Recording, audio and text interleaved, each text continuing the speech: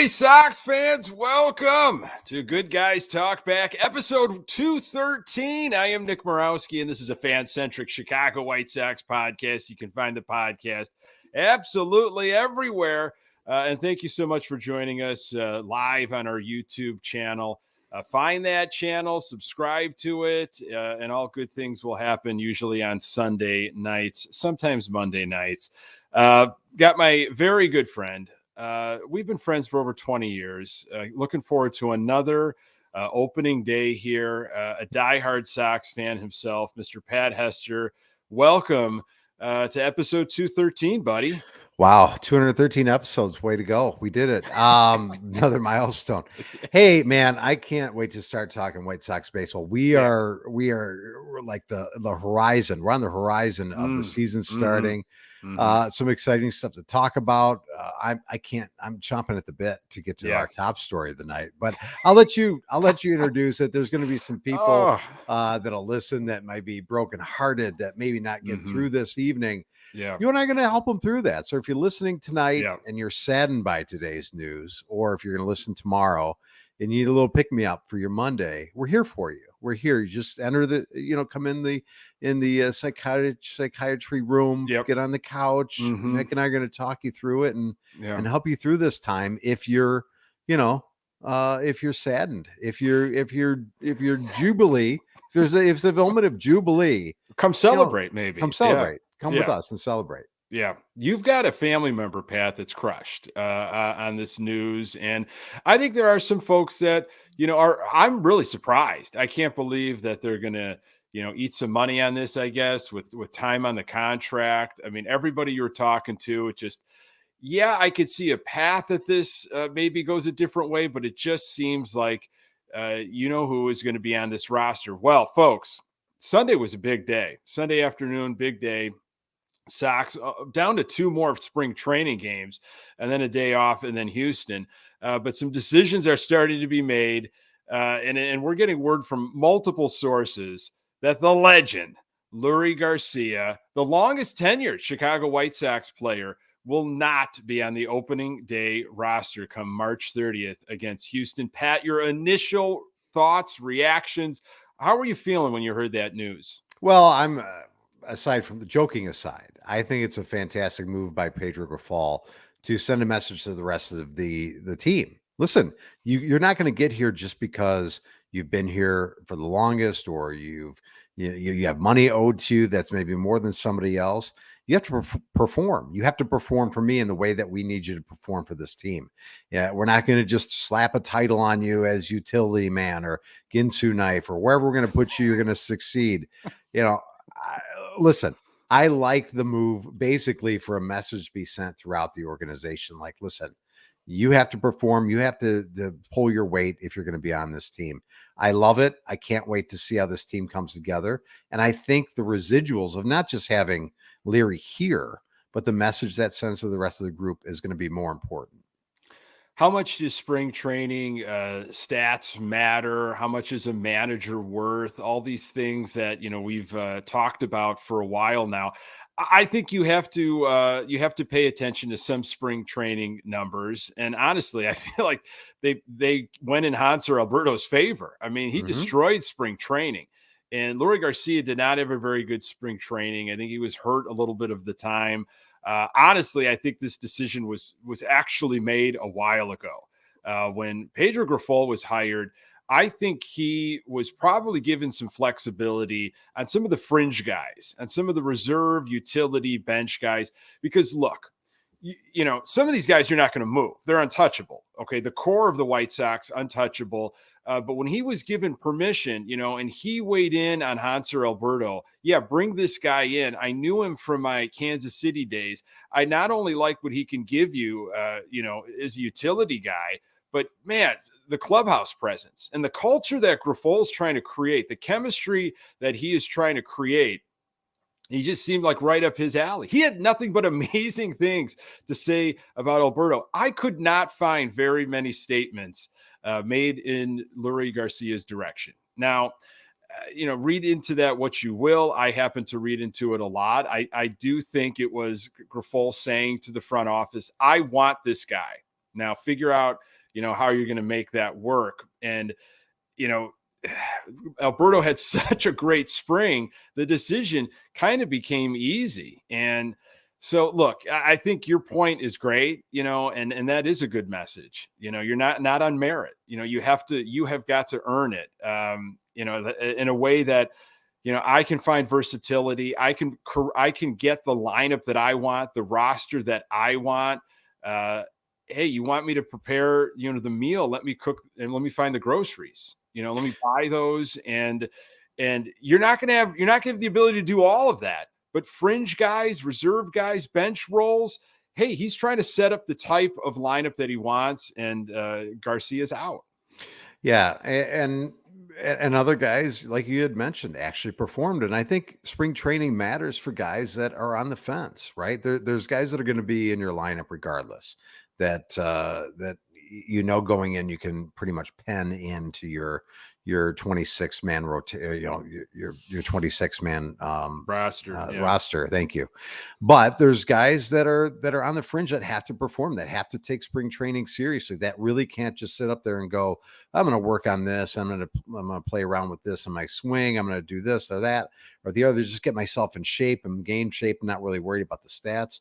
There's guys in spring training that need to actually, take it seriously. I'm not saying other people don't take it seriously. Don't get me wrong, but really have to let the stats speak for themselves to get on this team.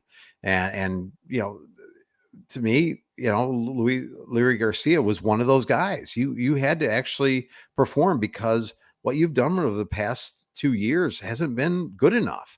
So you can't just go in there with a rubber stamp and say this guy's going to make the club. So again, I don't know what that means for his future. I don't think he's going anywhere anytime soon. It just means he's not going to start with the big club right now. Yeah, so on the other end of that, and this was something from Daryl Van Scoven from the Sun-Times on Sunday, saying that infielder, outfielder Romy Gonzalez and right-hander Gregory Santos making the opening day roster per source. So bench looks like Sevi Zavala, which, we knew that was a lock for a while. Hanser Alberto, Gavin Sheets, another guy that I figured was already kind of penciled in, and Romy Gonzalez. Leury is out. Nick Avila, who's a Rule 5 guy, is out. And when you look at stats, man, he had I don't say it was a horrible spring, but it was in a very good spring if he's looking to make the club. Now, on the other hand, Gregory Santos, I think in 7 innings, didn't give up a single run. He's a young guy, maybe 22, number 23. He was touching 100 miles per hour. And when you have got some question marks right now in the bullpen, if you can have some of that electricity coming out early, I like it. I absolutely like it. Now, Brian Shaw, journeyman, a lot of innings on that arm. He's out as well, but he'll probably get picked up by somebody else. Now, what would you say, Pat, though, in terms of numbers, talking about numbers, Adam Hazley had a really good spring numbers wise. Why isn't he involved, as an extra outfielder? And then the guy that, we've spent a lot of time on this podcast talking about, and I know other outlets have, Jake Berger, some pretty good power numbers. He put the ball over the fence quite a bit. Where's he at? What do you see for him? It's another just an unfortunate chapter for our Jake Berger, but I believe Jake Berger will get at bats with this ball club. And I think the best thing for a Jake Berger is just to get moved at some point. The best thing for him is you're not going to sit there as a player and wish ill will on other guys throughout the league. But the best bet he's got is somebody has a third baseman go down and somebody needs somebody, because he's really kind of handcuffed to that position. He's not that fantastic at it to begin with. I don't know that he has really taken to other positions. They tried him out at first. They've moved him around. The big buzz last year, remember, Nick, was him taking ground balls at second base. Yeah. It just really hasn't materialized for him, unfortunately. Now, the bat is there, but he's on a ball club that is really heavy laden with first baseman DHs still, and a guy that's going to get, I think, still some DH, at bats and oh gosh, why am I missing people's names right now? Our catcher, please help me. Grandal and Grandal. Good Lord. I'm not having a good start to this podcast. It's still spring Nick. training. It is spring training for me as well. So again, getting back to my point, he's in a spot where he's going to be not able to, get at bats because of where he plays, and with DH positions being taken up on a weekly basis, depending on how Pedro decides to do the mix and match. Now, Pedro did say, I saw something, I think it was Scott Merkin had tweeted it out, like, I want to pick a lineup and be consistent with it and just let it go, which I love. I've got that actual quote if you'd like. I love it. Give me the quote. Give me the quote. I don't like to rotate lineups. Doesn't mean I won't. When you have a team like ours and you have 7 or 8 everyday players, comfort is good too. Them knowing exactly where they're going to hit, what their job is, that's a good thing too, but it's not going to be a stubborn thing. Yeah. So that doesn't play into Berger either, right? Because Grifol is going to figure out what works, what he likes, and he's going to pretty much stick with it from what he says there. Now, the proof will be in the pudding as we get through the season. So, again, his best bet is to keep mashing in the minor leagues and hope that if someone has a need for a third baseman and he can go out there and be, serviceable for some team at third base. And I don't know what we're going to get back in return for him. I just don't see a future with the White Sox. I just don't. We've talked a lot about this, and I think that is the conclusion you and I keep coming to. And I know I've talked about it with others, and you're stuck. He's just stuck. And this comes down to what kind of lineup, what kind of bench Pedro Grifol wants to have at his disposal. And, a guy like Billy Hamilton, I could see his value definitely in the clubhouse with chemistry. Didn't have great numbers in the spring, but we know what he can do with his legs, and speed could be something that Grifol's like, look, with the new rules, I definitely want to have that guy, that specialist late in the game.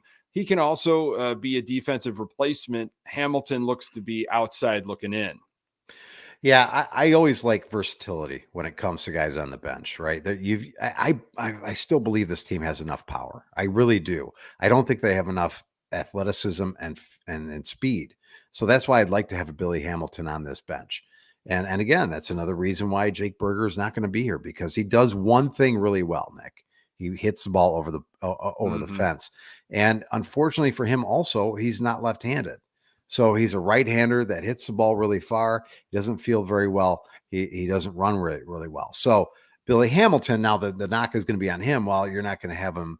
The league isn't set up for guys to be bunting all the time. And maybe his, style of play is not, in vogue anymore. But I just still like to have that type of guy out there that is a defensive replacement that you can trust in the outfield. And if I need a base to be had, I can put him out there. Extra innings with the way the rules are. I like that versatility and flexibility to have that guy out there. And really, Nick, it's okay to put down a bunt once in a while, to bunt for a base hit. He's a bunt for a base hit type of guy. He doesn't have to just sacrifice himself.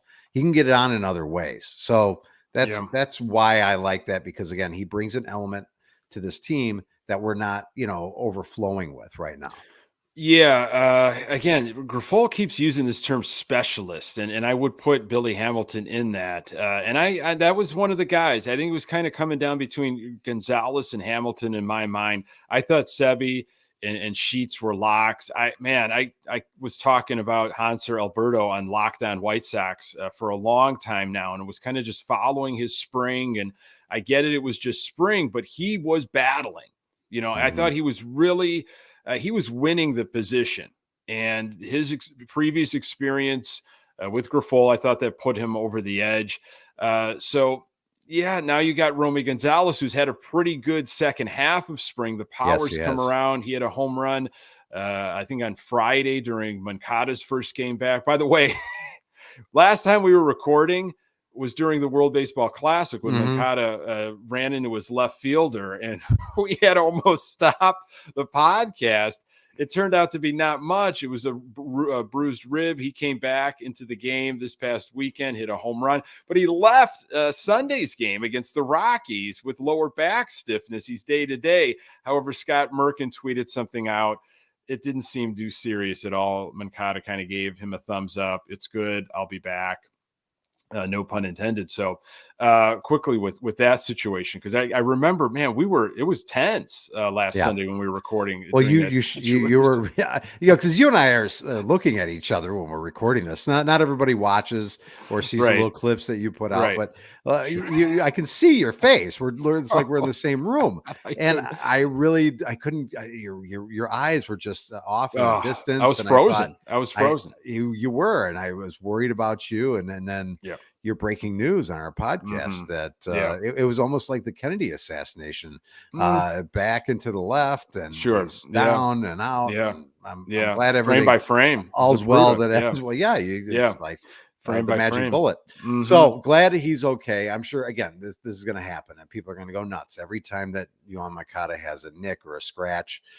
Let's just hope that's all they are this year, nicks and scratches, and they're not overblown, and we There can is move so past them. much dislike for Yohan Moncada still out there. Hmm. And to the point of, there are folks that would like to see Jake Burger start over Yohan Moncada. They would like to see the White Sox completely move away from Yohan Moncada.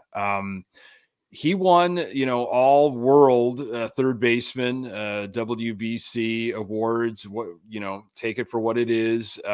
His offense came around later in the tournament. Yeah, sure. But what have you done for me lately in a White Sox uniform? I get that. And he has not lived up to that hype that ESPN wrote about as the number one prospect in the world. And obviously, the big chip in return for Chris Sale. I get that, but I don't see why you could even entertain the idea of having Berger defensively over Yohan Moncada. So Well, the ceiling is still there for you. He hasn't even reached his ceiling, and I don't know we don't know where the floor is, right? Because we've seen this up and down with him. It's this, every other year type of thing, or it's an injury type of thing with him, or trying to come back too early from injury. I think we have to establish, well, what do we really have with you on Moncada? I think this is my last year of hope, right? If I get mm, another year like last year with the Yohan Moncada, I think I'm kind of out on him, and like, okay, what are the plans for the future? But I still think there's still so much potential there, that there's this unseen ceiling with him. I still want to see it, right? And I'm yeah, still rooting for an for it. And I'm extended still, period of time. yeah, and I'm still Yeah. excited to see it. So, Hmm. I think the last 2 years, and I don't know if we're doing this today because we didn't get a chance to talk too much, about what our season predictions Yeah. are. So Yeah. if you're going to do that, I haven't done my Hmm. homework on it yet. I'll do it on the fly. It'll be great. But Hmm. you know, I've picked him to be the MVP of the team the last 2 years. You have. Yeah. So that's how much I've thought about him and how much I think he can be the best player on this team. I really do. I've believed that for years. So again, for me, it's like a show me type of situation Hmm. with Yohan Moncada for me this year as a fan, before I kind of go, okay, this is who he is. And let's not think he's going to be anything more than this. And he might be damaged goods type of thing if he continues to get hurt. So He's that's got where to I'm at with him. produce. Yeah. He's got to absolutely produce. Abreu gone, which I think Vaughn will. Vaughn's not going to make people forget Jose Abreu right away, and it might take some time. But I believe in Andrew Vaughn. Again, a little worried about this back situation. He seems to be good. Seems to be back in action on Monday against the Cubs. So that's promising. And Vaughn might hide a little bit, but I don't think he can hide too much, because I think Oscar Carlos might hide. Uh, Elvis Andrus, you're not going to get the power from, but I think he's going to produce if you have him at the bottom of the lineup. Moncada's got a hit. Now I think you're Mhm. looking at Jimenez and Robert is going to be your thunder and lightning. Yeah. Those are going to be your thumpers.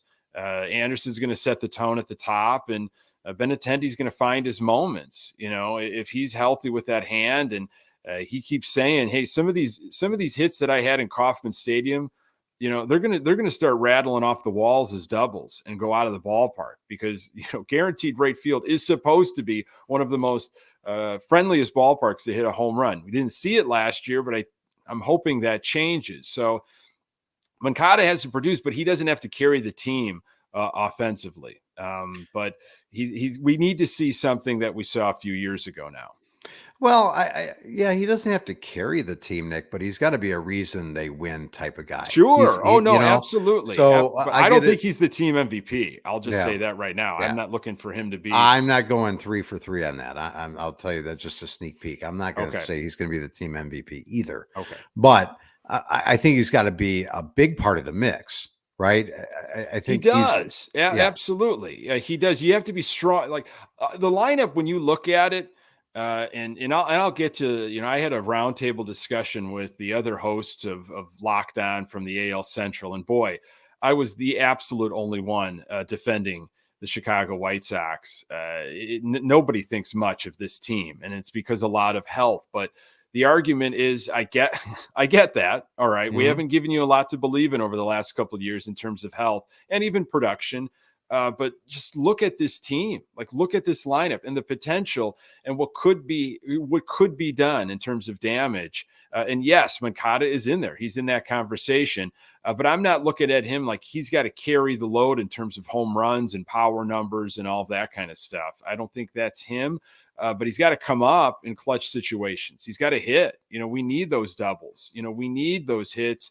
He's got to be more patient at the plate.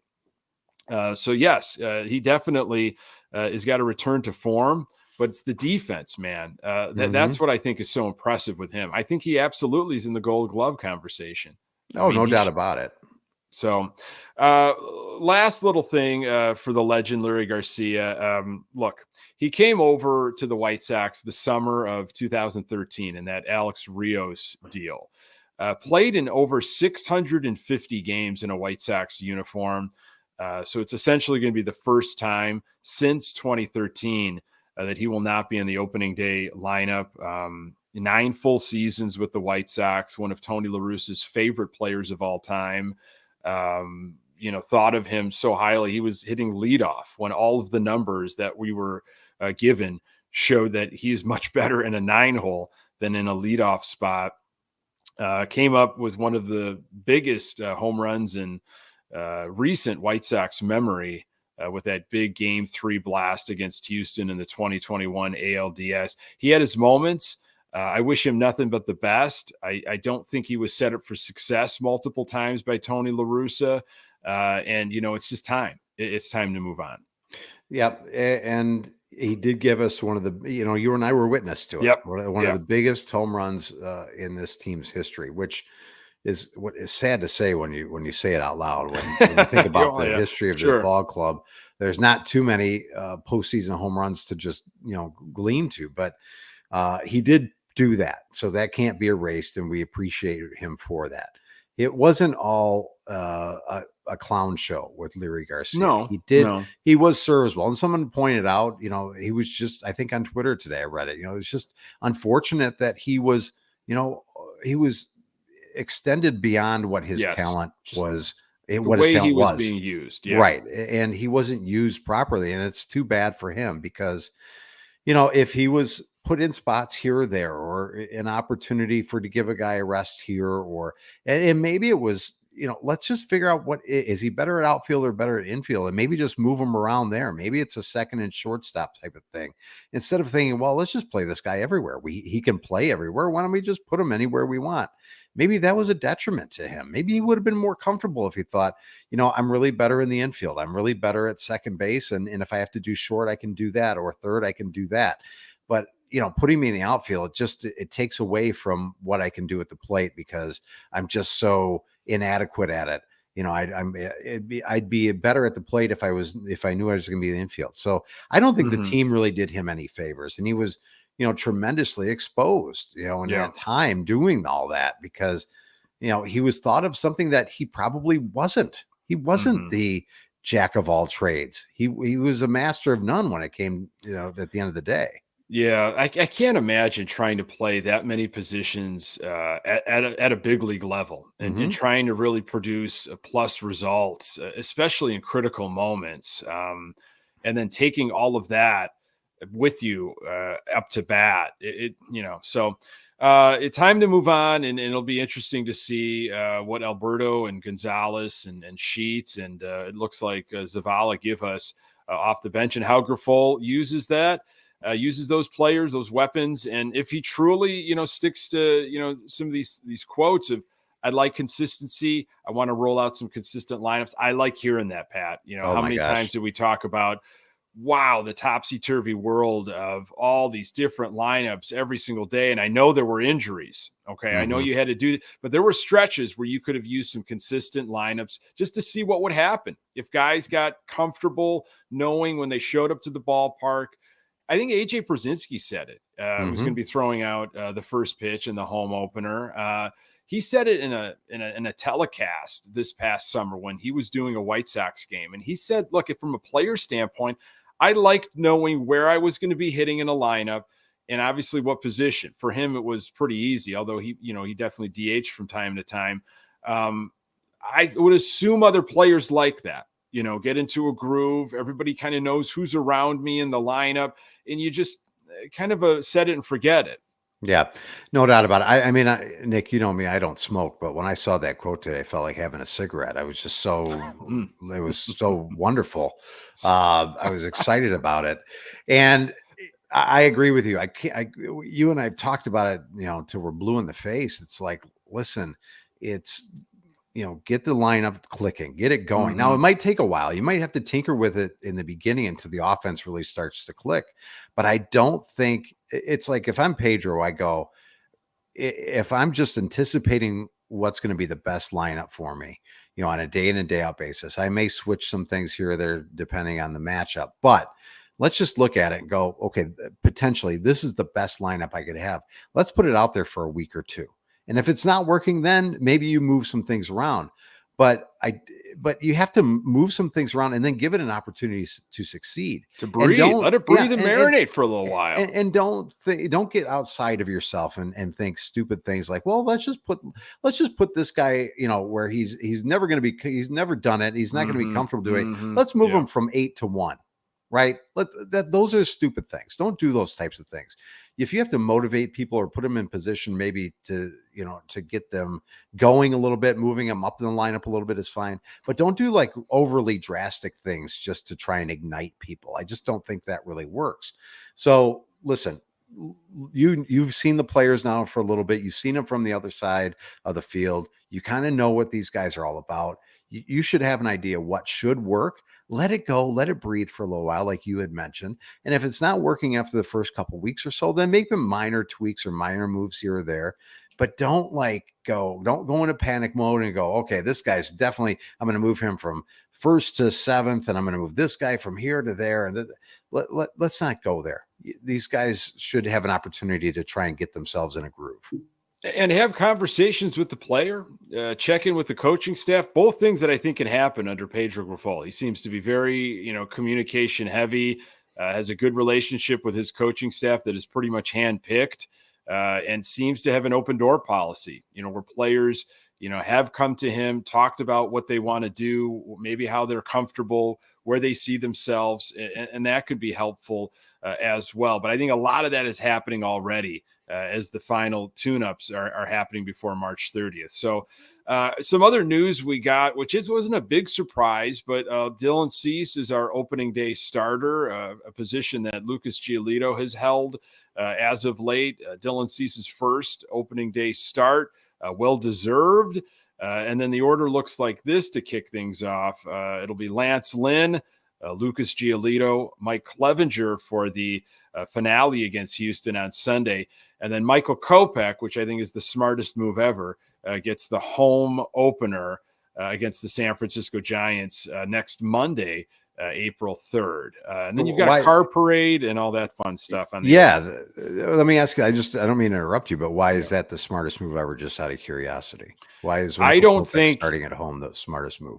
I don't think it's smart at all. I think Kopech's are 4, but I would not have Mike Clevenger start the home opener at all. No way. And I get that. That makes a lot of sense. I have a little bit of concern with Lynn in Houston. He just has not performed well there. I don't know but at the end of the day, it's the first 4 games. The rotation will settle in and be what it is for the rest of the year anyway. there'll be days off when guys get moved around or skipped or things like that. It'll change and be fluid. Yeah. There'll be guys that, it's going to happen, Nick. Somebody's going to go down with an And I think injury here or Kopech there. needed a little bit more time with that knee too. Yeah. So I think that's why he's also in that 5th spot. But it'll shuffle. It'll shuffle. I also wonder, you and I were just talking about the weather before we jumped on the air. It's going to be looking like it's going to be like 56 degrees and probably a cooler, windier, overcast type of day with, if not blustery, some some might say. Yeah, sure. it could be. And I just wonder if it would have been a better spot for him to pitch indoors, climate controlled. With the injury, I don't know, but he gets the extra day. I'm not disagreeing with you, Nick. I think it's fine. Sure. It's just I don't think going up against the world champs in their building to start out is going to be advantageous for us to start out anyway. And I don't think any way you slice it, we're going to be at an advantage. So, but I wouldn't have minded seeing Lance Lynn start the home opener. Let's just put it that way. I think if Kopech was all systems go and a little bit healthier and there wasn't a knee issue, it might have been different. I like the way Lance Lynn finished up his spring, what he did in the World Baseball Classic. He has been saying a lot of great things. I think he is healthy, which wasn't the case last spring. Lucas Giolito had a couple interesting quotes recently about just what Arizona's been like weather-wise. And, I was out there in the earlier part of spring training. We had some warm days, low 60s. From I'm hearing from everybody is that it was not, the normal type of weather out there. Normally in the 80s, sunny. It was a little bit cooler, and a lot of rain. And Giolito said, I kind of like what we've been experiencing in Glendale and in Arizona in general, because it is preparing us for what we're going to have in April in Chicago and Detroit and all that kind of stuff. So kind of interesting there, but the weather is something you got to start thinking about, going from Arizona to the Midwest and, April, May, even May, they're difficult. It's tough to get going sometimes. With some of these, bitter starts. I mean, gosh, there's been some games that have been canceled because of snow early in the season. Oh, let's pray that doesn't happen. But Giolito been pitching better in spring and nice day today. And Cease, I would imagine that was his last tune-up the other day. Maybe I don't think he'll get another start before. No. I don't think any, because we had 2 games left, So he had a nice outing, obviously, too, to kind of end his spring, to bounce back and build off of that really bad game that he had. So I think it's shaping up. And you had mentioned Lynn. Lynn had I think a really stellar World Baseball Classic. So the pitching staff, the top 3, are really excited about and see what they can do. The mysteries will be what Mike Clevenger can bring to the table and how healthy Michael Kopech will be. Yeah. So let's start getting into some predictions and some expectations. And, I've got some stuff jotted down here, nothing too in detail, a couple specific questions, I should say, but, nationally, I don't think the Sox are getting a lot of love at all. The Tribune came out with, their big MLB preview. It's a whole section in the newspaper where they go through every single ball club, and then a bunch of columnists, local and national, predict all their division winners all the way up through the World Series. There was one columnist, and he was from Baltimore, that took the Sox to win the AL Central. Nobody else spoke of the White Sox, not even as a wild card opportunity. I'm not terribly surprised. I think locally we have a little bit of a better feel and, excited for this team, and I'll get to my conversations with the AL Central lockdown hosts as well. Obviously injury, Pat, and health is the big thing. Any article you have read this offseason that talks about what could be 2023 for the White Sox, it always has an asterisk, if healthy. Okay. That goes for a lot of teams. It goes for every team in MLB, but the Sox, with their history specifically, who is the guy in your mind that the Sox can't afford to lose? Just can't afford to lose for, 8 weeks beyond due to an injury. I think it's still in Cease. I think you need your ace of your staff, right, to make sure that that's consistent on a day in, not a day in a day out, but every fifth day, because that changes the outlook of the entire rotation, right? You lose Dylan Cease, and everybody's moving up in the rotation, and maybe spots that they're not accustomed to. I just, and then I would say, looking at it on paper, this 1 through 5, as far as starters, anybody could live with that. You could look at that and go, there's a lot of potential in that starting 5 and that starting rotation. After that, you're bringing in and mixing and matching. And we've seen what that has done for this team in the past, right? It's every fifth day. It's, bullpen day. It's a this guy up from the minors, and we'll see what this guy can do for us. Mm-hmm. I just think consistency throughout that pitching staff can, especially with your number one starter, is really where you can't afford to lose that guy, because he's your stopper, he's your best pitcher, and really, I think he sets the tone for the rest of the rotation. Yeah. So you took a pitcher, I'll take a position player, and it's obvious, but it's Tim Anderson. We saw what happened with this team last year when he was hurt and could not come back to the lineup. I feel like the Sox were starting to maybe turn a corner a little bit, got kind of close to Cleveland, and without Anderson, and other players have spoke of it, it just couldn't be done.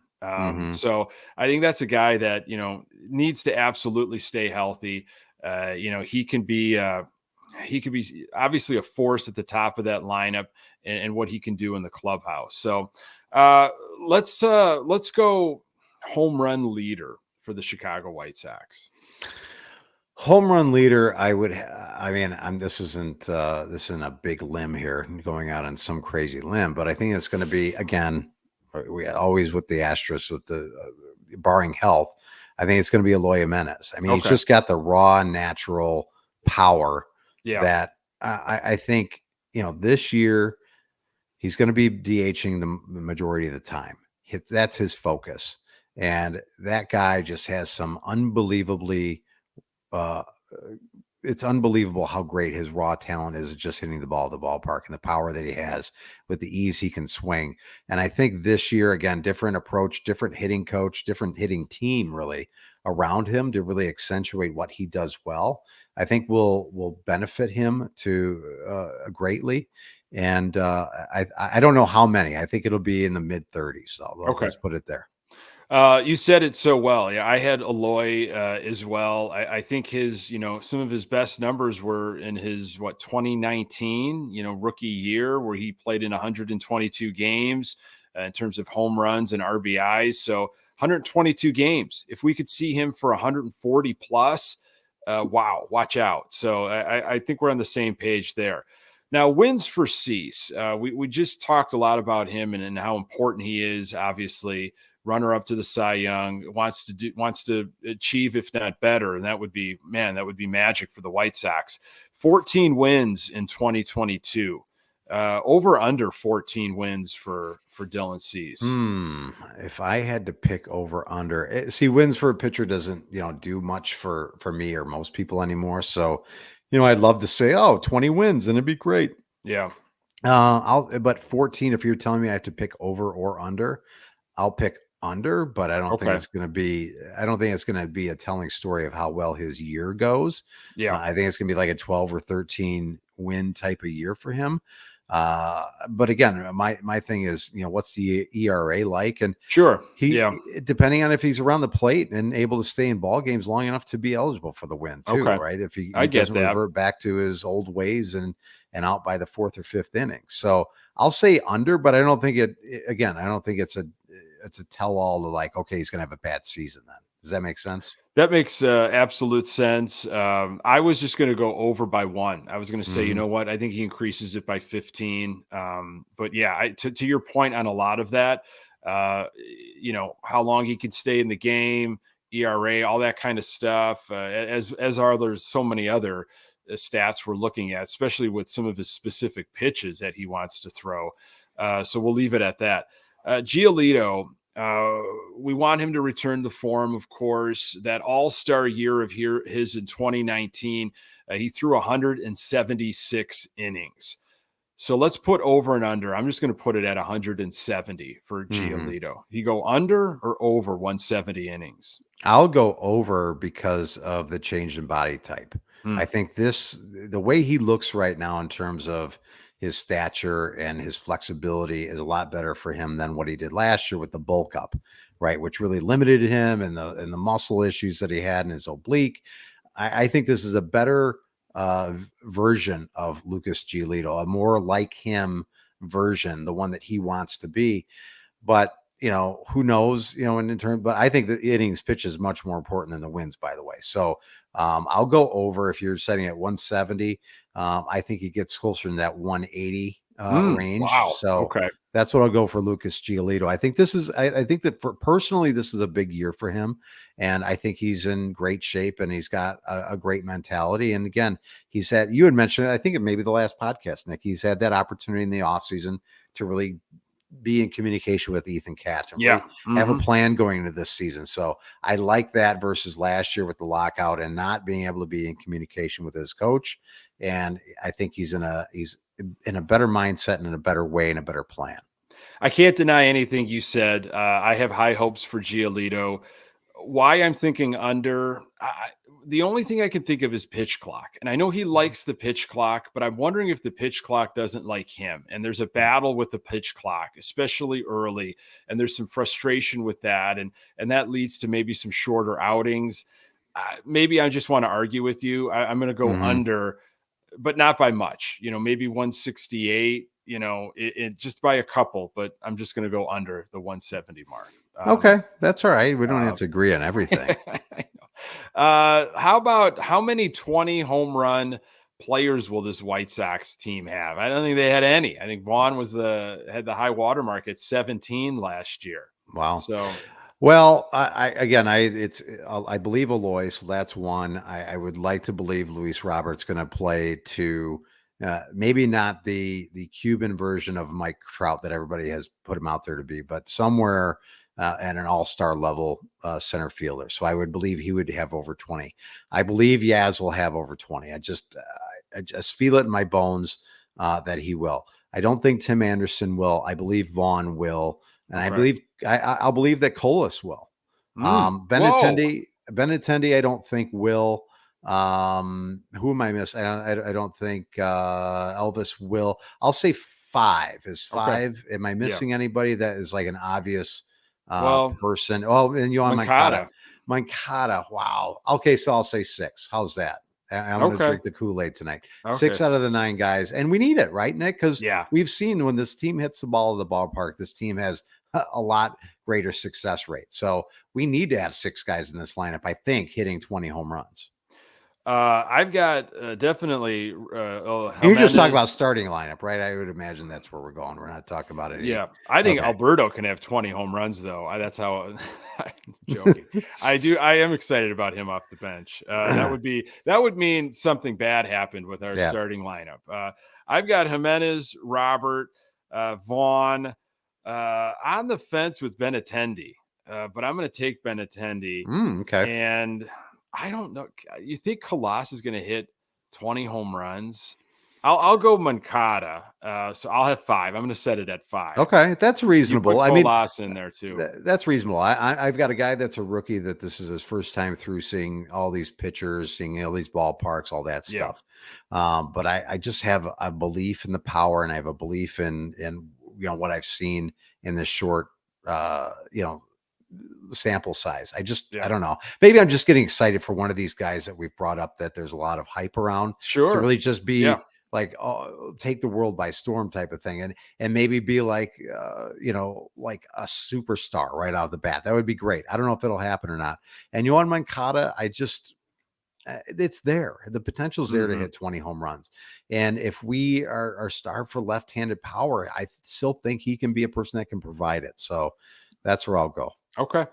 So I did talk to the AL Central Lockdown hosts. I want to talk a little season win total projection. Then I want to get to the food stuff, Pat. I did get to Oh, go check baby. out all the new food and all of the giveaways up close and personal. So definitely I'll give you all the rundown of that. Talked with the AL Central Lockdown host this past Friday. nobody interested in the White Sox. A lot of love for the Cleveland Guardians, that they will repeat as Central champs. They've got, a pretty nice farm system. They've got a pretty nice team in place. Josh Bell, was brought in. Josh Naylor, can Quan continue? All of that stuff. Obviously, we know what Francona can do. Not worried at all about the Tigers or Royals. They're going to have no. They are not going to determine this AL Central. It's going to come down to Guardians, Twins, and White Sox. Now, the host for the Locked On Twins, boy, he was really pushing Twins, just depth in general, to the point where he took them to win the AL Central. Wow. That they are ready to go. It's now is the time, and so I don't see that too much. I pushed hard for the Chicago White Sox, no surprise. And I had to really talk up Pedro Grifol and what we're seeing locally as Sox fans behind the scenes, what he has done with his coaching staff, getting the team back to fundamentals, getting the team to play urgent, and hopefully providing some consistency, with lineups, just to mention that. And again, if we could stay healthy, what a dangerous lineup this is. So, that all said, we've seen some projections from Fangraphs, 83.5. There was an article from MLB.com this past week. Will Leach said, hey, look, the Sox are going to win the division. They're going to win 90 games. So this is the time where everybody puts a number on it. And what do you have? Do you have a number? Do you have a feeling? Do you have just a place that they'll finish? I think they're winning this division, Nick, and I think they're winning 91 games. Wow. Okay. There you go. I mean, yeah. Listen, this is basically the same team that was picked to be in the World Series against the Dodgers last year. Jeff Passons of the world, a lot of great baseball minds, a lot of and let's go back to the conversation you had with your Locked On friends last year at this time. No one outside, I think maybe the guy in Detroit, picked anybody but the White Sox, right? So correct. Again, there was a season that happened. There was a season that was 500 ball that happened. There was a season that was probably the most heartbreaking season, I've ever experienced. Just not heartbreaking in terms of they got close and were crushed. Just every game was a heartbreak because they just found new ways to lose ball games. I just have a lot of belief still in this talent that's been assembled. Maybe it's just I'm trying to shout it into existence. I still believe in it, and I think I'm with you. I'm on the Pedro Grifol fan. I'm in the fan club, and I want to see that succeed. I think this team with a different captain steering the ship can be what they were meant to be. Right. And I think the fun will return. And I think the swagger will return. And I think when all those things return to these young guys, I think we'll see a bit different brand of baseball. I really do. Do you think they beat the Astros 3-1 in the first 4 games? I don't. I mean, I'm hoping for a split. I mean, I don't know if that's a coward mentality, but I just think you're really not set up for success right out of the gate. But stranger things have happened. Maybe it's a great motivation for them to go out there and win this series. Punch them in the mouth early. Right. Yeah. I'd be happy with a split. I just don't. That's a really, really, really good team that, by the way, won 24-1 today against the Cardinals. So this is a good team that we're going to be facing right out of the gate. So again, set the tone, but I'm going to be watching at any game that they lose. I'm going to be watching how they're losing these games. Is it different than the way they lost games last year? Are they getting triple played? Are they running the bases poorly and running themselves into outs? If they get beat, they get beat, Nick. But let's go out there and at least do the right things to put ourselves in the best position to win games. What I told these hosts is this team's going to be better prepared. I think they're going to play urgent baseball. I think they're going to clean up the fundamentals. And if they don't, it's going to be harped on. I don't think anybody's going to let them get away with some of the stuff that maybe they got away with. They came in complacent. They thought the division was going to be handed to them last year. They've admitted that. Couple that with some injuries and just, some really awful performances. And when you've got a guy that comes in and says, look, I saw how you were from the other side of the field for multiple years. I saw the body language. I knew how you guys could be beat. And now when you've got 2 proven outfielders at the corner, guys aren't playing out of position so much. I don't know what a manager's worth is. I don't know what a manager's WAR is. I don't think anybody's come up with that algorithm, but I think Pedro Grifol makes this team better. Just by everything that he has said. Now, will the players buy into it? Where's their mentality? Are they like, yeah, rah, rah, rah. We're all healthy. We're saying all the right stuff. This has been the best spring. He runs a great camp. And then once season starts, they go back to their old ways. Then there's some trouble. And hopefully Grifol and the coaching staff, figures that out immediately. But I have a feeling they're going to buy into it. I really do. I think it's a different mentality. So I don't have them at 91, but I have them at 90. I am going to go with 90. There'll be 9 games better. That's pretty crazy compared to a lot of the, predictions. And I can't go gloom and doom right now. I can't go, it's the same old team. Injuries are going to pile up. We don't have a sample size from these guys. I get that, but I can't be there right now. Covering this team on a daily basis, consuming as much White Sox baseball as they do, I have to go in with a pretty positive outlook at this time, or else I'm going to be, in a mental institute by, maybe Memorial Day, and nobody wants that. I don't want you, because I can't do this show by myself. So please don't go in a mental institute, because I don't know how to edit this damn thing up. All right, let's talk food. All right, I had an opportunity to go to the media unveiling this past Wednesday. How did you by the way, I've got my ways, man. How did you do this? Did you? I had got credentials. Get some chloroform and put it over Scott Merkin's mouth. And Scott Merkin doesn't run. He doesn't run the food and bev. Okay. Yeah, it was a great opportunity to go in. They've got 28 new food opportunities. Okay, I can't guarantee 28 new. 28. So does that? I wonder if that's 28. More, and they removed 28 things. That's a lot of things to add to a lot of things. Well, you also got to remember they've got those new 2 500 level bars up there that they're going to big acquisitions. The bars. Yeah, you've got the Blue Moon balcony and the High Life Sky Lounge, the Miller High Life Sky Lounge, and they each have their own specialty food items up there. So. Some of it's only available in the suites and club level. That's how it always is. But there's a lot of great stuff that's 100 level and 500 level. So got to sample all that good stuff.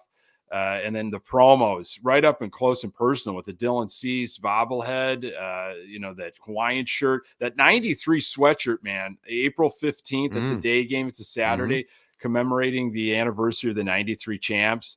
There's some great stuff that they're going to have available if you come early. But food-wise, you've got chorizo mac and cheese. Did you go to the mac and cheese? Like there's a barn, a mac and cheese barn, I think on both of the levels where they have all different kinds of crazy combinations of mac and cheese. Adult mac and cheese. Adult. What's in an adult mac and cheese? Adult mac and cheese is not like only at adult bookstores or something. What kind of adult mac and cheese are we talking about? Adult mac and cheese is when you've got stuff in there, spices and other fixings that kids aren't going to eat. They want simple, just Kraft mac and cheese. Yeah, adult mac and cheese is you got bacon in there, you got all different kinds of spices and whatever. There's a chorizo mac this year. It was absolutely. Did you try it? Oh, of course. I went up for seconds. Okay. They had there's a classic cheesesteak that was pretty good. The elote corn dog.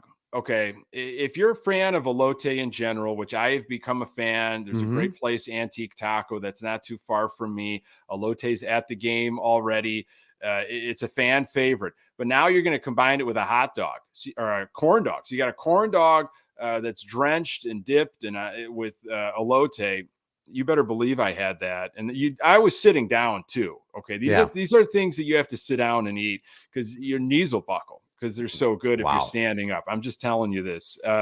Had that. I didn't get to have the hot honey chicken loaded fries, but that comes in. Ooh. I think that comes in a helmet. Is what I say that slower for me. Hot honey chicken. Hot fries. Honey chicken loaded fries. These are adult fries. Now this is where I'm getting into fries. These are adult fries. This is what I'm talking about with this.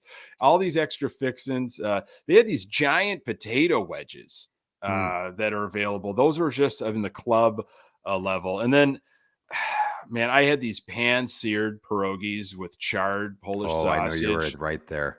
I'm going to tell you, folks, my grandmother, who's right, she came from Poland, 1950. She's still with us, thankfully, 92 years old. She used to make pierogies homemade. And, maybe if you twist her arm, you might She's get that. 92 now. I Twist your know, but grandmother's arm. she might make them. These were home style. These weren't out of a frozen like Mrs. T's box. These were really good pierogies with the Polish sausage. Now, unfortunately, I hyped that up. That's only at the sweets. So someone like you, Pat, that are entertaining people all the time with your job. I might be in a sweet or two this year, Nick. You never know. We'll see. I know you will be. You get yourself a plate of those. You're going to eat right. So how big of a plate should I get? You get a large plate. Don't get a side plate, don't get one of those small, like 5-inch plates. Get a large, a plate that you would get at like Old Country Buffet, they give you those. Yeah. Now you're talking now you're speaking my language. Do you remember Old Country Buffet and how great it was at one point? I took a girl on a date to Old Country Buffet once. Sure you did. Didn't go well. It did not go well. Let's just. So I think she was expecting a little bit more, but I liked Old Country Buffet. Something more. You can get everything you want. You can go for extras. Yeah, you always say you never know what you want to eat. Boom, Old Country Buffet. Boy, you got everything. I got to tell you what, she had everything. You could have taken her. She had every type of cuisine right there. So fancy carving station, some soft serve ice cream. What I mean, there's nothing else better. It is a fancy carving station too. Well, I don't know if they exist anymore. I haven't seen it. Well, Golden Corral. Did that take over? Is Golden Corral? It sounds like Moe's Family Feedback. Golden Corral. Here's your fries. Eat them. Right. Yeah. It's hey, but still a lot of options. And I've been to both venues, but the plates are absolutely gigantic. All right, that's the plate I want. All right, so for those pierogies, those are really good. We weren't able to go up to the lounges. They weren't ready yet, but there's a Belgian banger that is a half-pound. Another adult item. Well, it's in the bar. It's in the 500 level, so it better be. We go. The Belgian banger. Belgian banger is a half-pound movie called Belgian Banger. That was a Friday night. That was a Saturday years ago, I'm sure. Belgian banger, half-pound Polish sausage, spicy Polish sausage, on a Bavarian pretzel bun with caramelized onions, and bacon bits. Wow. Well, you might as well. I mean, if you're already there, you're going to have a what is that? How long? That's a half pound. It's a half pound. Oh man. Good thing the FCC doesn't regulate what we say here. Now in the Miller or High Life Sky Lounge, you're going to be able to enjoy, wrap your lips around a champagne of dogs. This baby is a half-pound Vienna beef foot-long frank served on a brioche bun and topped with champagne relish and habanero mustard. So I feel like I am Adam Sandler from that Zagat's bit on SNL with Chris Farley. Hank was his name, Hank. And again, I'm Chris Farley. Yeah. That's fine.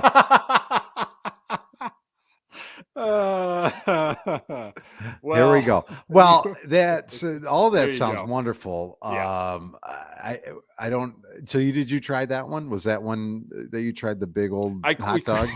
We didn't have access. They might have had it, chopped up in smaller servings. No, I gotta tell you, they didn't just give you the whole donger there, huh? I gotta tell you, I was on this chorizo mac. Oh, you were just going for seconds. You were full of pierogies and adult mac and cheese. Yeah, it was.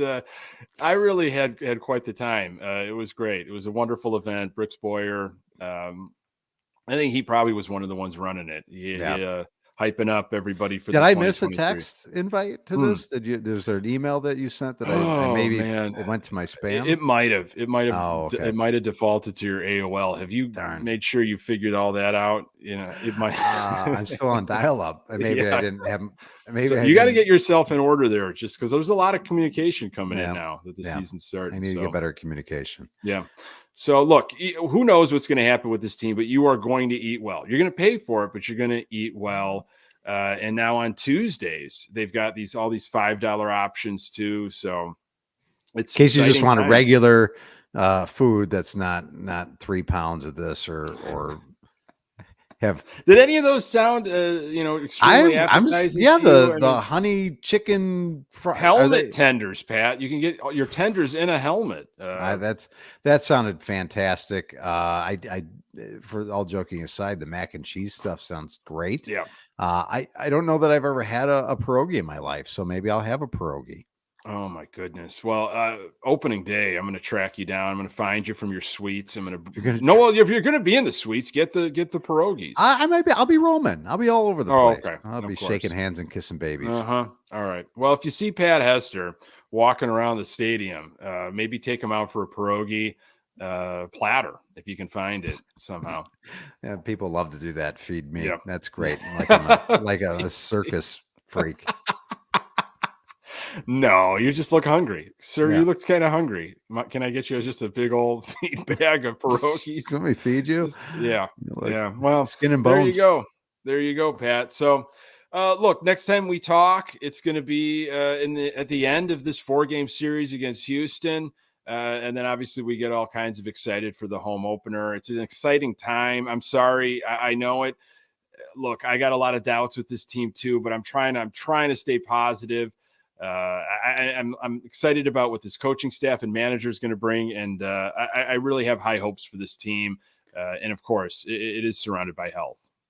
Yeah, you never know, right? It's that time of year where hope springs eternal type of thing, Nick, and our expectations are high because we love this team and we want to see them succeed. But I just still believe in the talent. The talent is there. I think it's just been, it's been hindered. There's been speed bumps. There's been question marks with management. There's been unfortunate injury. I just really am excited to see one time this team come together in a way that we thought it was going to come together when the teardown started to happen in 2016, and we started to see these guys come up, and we saw the trades that were made, and we heard about the talent and the excitement and how many players we have in the top 100 and the prospects and all this stuff. We just finally wanted to see it come to fruition. And I guess that's where our hope lives right now. Yeah. Before we go, I love this comment that just came in from Josh. I'm going to just read it word for word. I'm beginning to question everything Pat says because he's never had a pierogi. Yeah, buddy, you got to get yourself. But next time we talk, somehow, some way, you've got to get yourself some pierogies. All right, I'll make sure I do that. I didn't grow up in a house full of pierogies. It wasn't a pierogi house. You can change it, man. Be the change. All right. Don't live in the past. We got to just like this whole season, Pat. We can't live in 2022. Okay, it's time to move forward. And now we have to change. We got to change your eating habits here. Yes, a pierogi diet is exactly what my doctor would prescribe. Also, before we go, don't forget you can catch us, I believe, on Wednesday night on the that's right. Bet on Chicago podcast with Joey Christopoulos. So if you are haven't got enough from us, we're gonna jump on that podcast together on Wednesday night, I believe it is. Yeah, Wednesday and night talk with Joey and preview the season. Yeah, he is a great follow, and Joey Christopoulos, and he does a great job with his podcast. He does everything, and we're gonna preview the White Sox, so that'll be fun. Day before the opening day.